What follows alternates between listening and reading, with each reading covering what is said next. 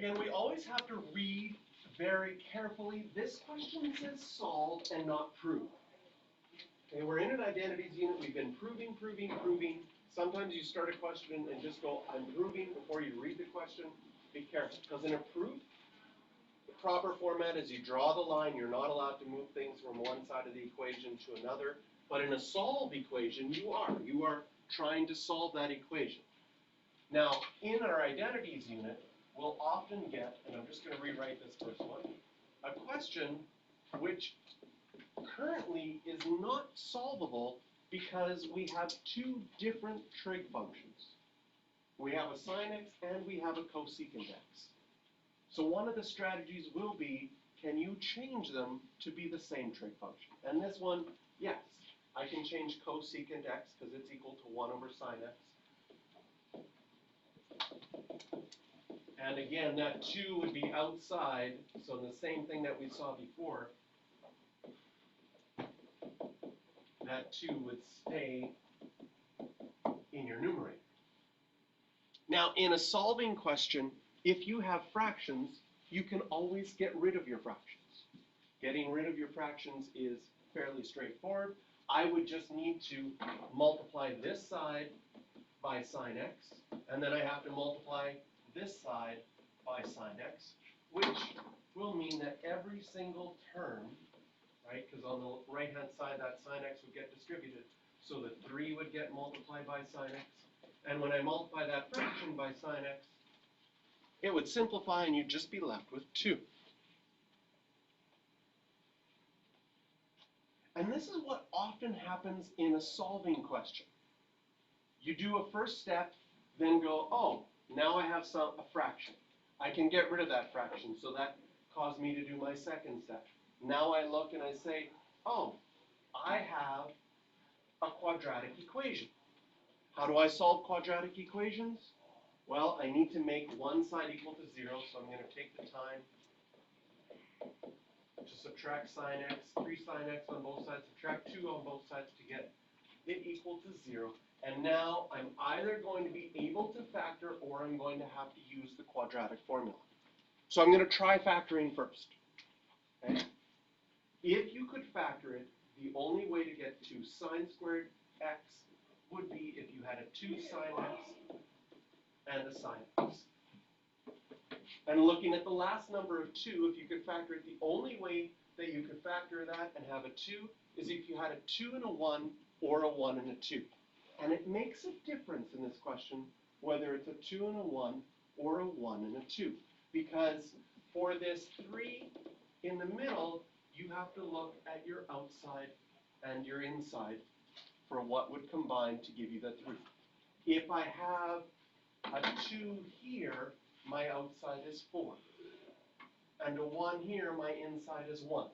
Do 4 and 1 ever make 3? Yes. I could subtract. 4 minus 1 would be 3. So I need a negative 3. That would only work if I had a negative 4 and a plus 1.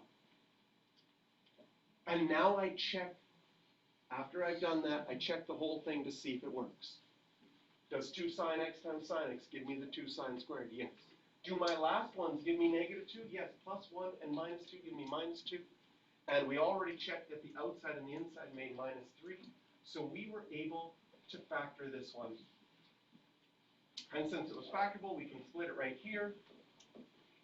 This means that sin x is equal to negative 1/2. And here sin x is equal to positive 2. Negative 1/2 is on our pi plate. Pi over 6 family, quadrants 3 and quadrants 4. So we'd have 7 pi over 6 and 11 pi over 6.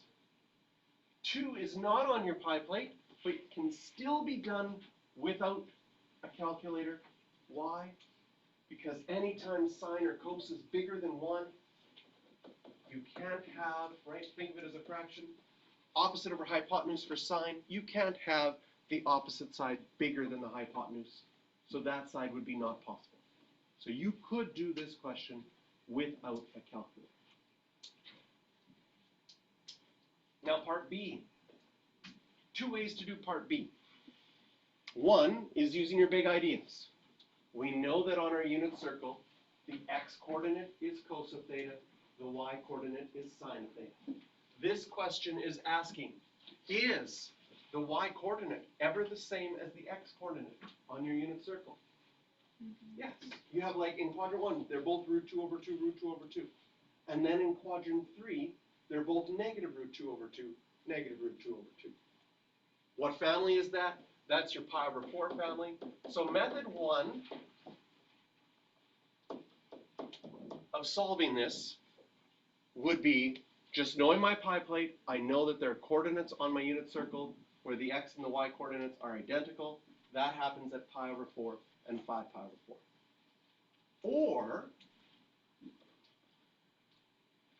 if you wanted to use identities, what you could do in this question is you could divide both sides of the equation by cos x. And if you divided both sides by cos x, the one side would be equal 1, and the other side you would get sine x over cos x, which with identities, you're able to change that to a tan x, and now you have another pi plate question that's a little bit more obvious. Is 1 ever a tan value? Yes. Tan is positive where? Quadrant 1 and quadrant 3. What family? That's our pi over 4 family. So you would have gotten pi over 4 and 5 pi over 4 that way as well. So I'd like you to circle question number 10.